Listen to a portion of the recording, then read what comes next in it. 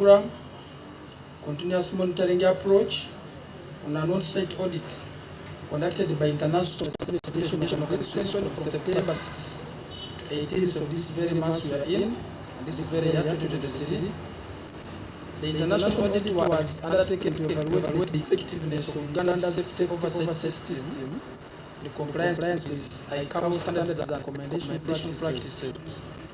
At the closing meeting of the audit evidence on September 18, 2023, ICAO's leader, auditor, issued the preliminary results for Uganda with a score of 72.17%. The results indicated on overall improvement in the safety performance of the state of Uganda, ranking the state above the regional, eastern, and southern Africa region average of 55.6% and the global average of 67.6%.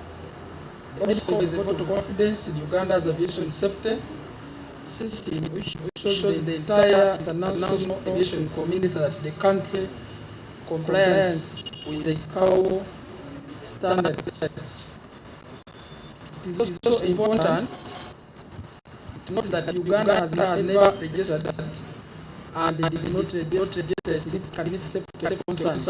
Shows the entire international aviation community that the country complies with the ICAO safety standards, which can. It is also important to note that Uganda has never registered a particular country and did not register significant safety concerns. Shows the entire even our own international aviation ground down. I also take this opportunity to inform the public that the international airport is a community that the country complies. The good work done by the regulator in the certification process of the international airport and the certification of Uganda Airlines, among others. The ICAO auditors clearly indicated that these are preliminary results. The final report was detailed to be issued by the ICAO after 6 months. That's from 18th of September this year. Industry practice that the final results do not usually deviate a lot from the preliminary results. So don't expect maybe 72 shall go to 50 or 40. You can expect slightly above that or the same. Last ICAO audit on Uganda in the area of safety was the 2014 ICAO coordinated validation mission, in which the state scored 61.64%. The difference between an ICVM and the recent audit conducted on Uganda is that the objective of the ICVM is to assess and validate the rate of implementation of corrective actions taken in relation to previous audit, while the CMA is a full safety oversight audit that Uganda has scored 72% in such a comprehensive audit is highly commendable.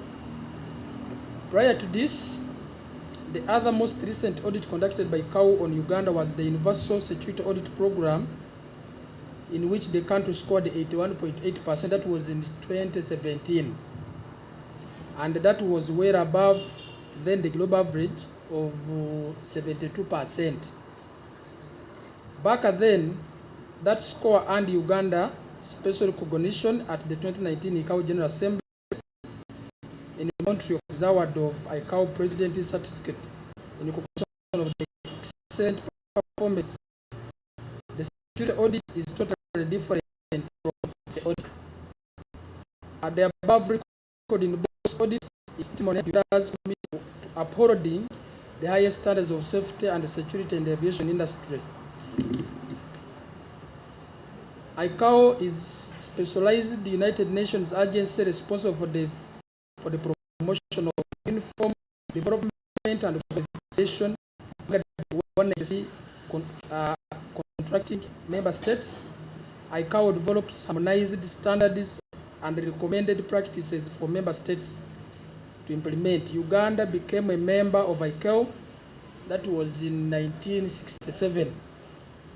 And as a contracting member state, the country is obliged to comply with the articles of the Chicago Convention, with the standards and recommended practices spelled out in the 19 annexes to the convention. In another development, as part of the ongoing progress in Uganda's aviation industry, international passenger traffic through Entebbe International Airport continues to rise. In August 2023, Entebbe International Airport, this is just a month we have just concluded, recorded 93,056 arriving passengers. These are only arriving passengers only, and 97,947 departing passengers. A total of 19,157 passengers and 97,947 passengers, an average of 6,177 per day, highest figure to be ever recorded in a single month in the history of the Entebbe airport since the airport started, which means the audit score is not for nothing, but the country has also worked for it, and our stakeholders have contributed a lot, including the Ugandans and those who are friendly to Uganda. In August 2023, international passenger traffic reflects 38,048 passengers, more than what was recorded in the same month of August 2022. Remember, 2022 we are still recovering from COVID-19. And 6,254 more than was recorded in the previous month of July 2023. This is a sign of progress and a steady recovery of Uganda's aviation sector from the adverse effects of COVID-19. In the 2019, that was before COVID, as we were entering into COVID-19, the airport used to handle an average of 5,000 passengers per day. That was before COVID-19. So I think also COVID-19 somehow helped us to prepare ourselves.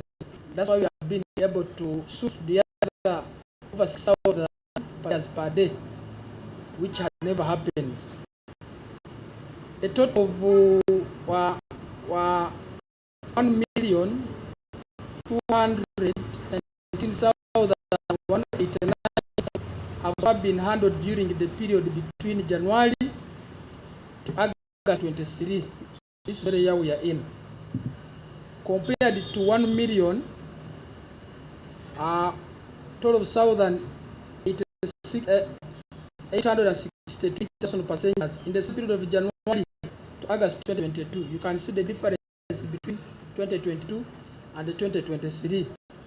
Before the advent of the COVID-19 pandemic, the January to August 2023 passenger traffic figures reflect a growth of 20.37%, which is very good.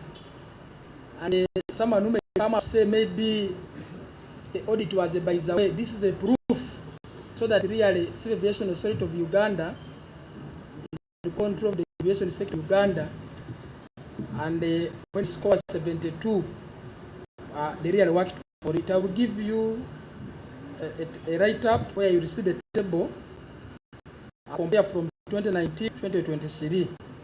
In addition to cargo, the airport handled 3,669 metric tons of exports and 1,705 metric tons of imports in August 2023. A total of 5,374 metric tons in the period between January to August 2023. Entebbe International Airport handled a total of 26,822 metric tons of exports, compared to 27,905 metric tons in the same period of January to August 2022. 26,118 metric tons in January to August 2021. Then 23,436 metric tons in January to August 2020, and 28,971 metric tons of exports in January to August 2029. The recovery rate for exports from pre-COVID times stands at 92.58%. I also give you a table of the performance. What does that one mean? That now, with all this progress which we have, and you can see the audit, when the results of this ICAO audit becomes up, when they are very clear, this is an indication that via the aviation industry, our country is stable and it attracts more passengers.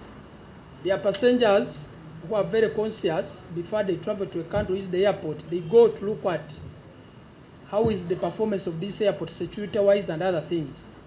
So with the increment of these exports and imports, then with the increment of passengers, this is a reassurance that with the effort civil aviation has put in, we are going to see more passengers passing through Entebbe Airport. And once they pass through Entebbe Airport, this means revenue correction to the government. And also with this audit, this attracts more investors, because everyone would like to use or to deal with a stable country aviation-wise. So why we brought it to the attention of the public? Number one, them to note the score, but also to know this score has not just come as a by the way. We have worked for it even before the audit came.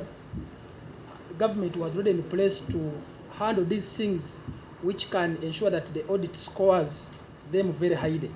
And we must assure the public that we shall receive many investors in this country. We shall receive many tourists in this country. And this one means economic growth to our country, because even the tourists who come to our country, they bring money. And the investors who come to our country, they bring money. The visitors whom we get in this country, we partner with them in the various businesses, and at the end of the day, you get all of us benefiting. I've also given you a table performance of imports from January to August 2023. And also, we very well know before the COVID pandemic and during the COVID pandemic,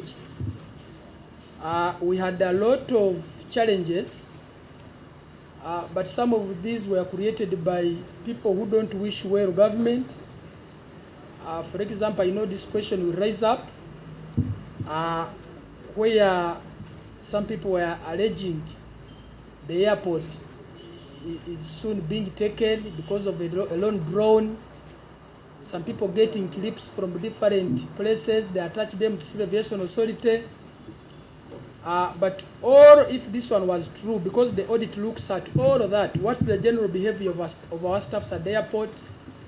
What is the general conduct on how we are handling our passengers? How are things? They look at all of that.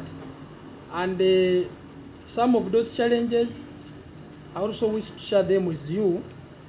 Like, for example, I'd like to make it clear, because I know some of you are going to ask it here, about the allegation that Entebbe Airport was sold to the Chinese government. This is something which is still on the mouths of people. I don't know how do some Ugandans think, because Entebbe Airport is our airport. That's why they call it international. It's not in the names of any other person. It's in the names of this country of ours. And the government cannot give away a national asset like an international airport. This matter has been clarified before, but there is a need to emphasize that this has not happened and is not going to happen. It is true, Entebbe International Airport upgrade and expansion project the contract is about $200 million. That is about Uganda shillings 760 billions. Because with this increment in passengers, we have to expand our airport. The way it is, the country is growing, the population is growing. Now we are over 40 million people. We need to expand it to accommodate our people. And even someone to go for a loan is acquired by rich people, not a poor person. Because before you acquire a loan, they ask you, do you have the capacity to pay? When you are poor, even if you go to these lower banks of ours, they may not give you a loan. That's why sometimes the government comes in with PDM, 1 million Uganda use. So even a loan is given to a rich person, they first assess the capacity for you to pay. And this was a loan financed by the Export-Import Bank of China and is guaranteed by Uganda Sovereign Credit. The loan terms provided a grace period of 7 years, and besides the grace period, the loan repayment covering the principal and interest is to be made over 20 years at an interest rate of 2%.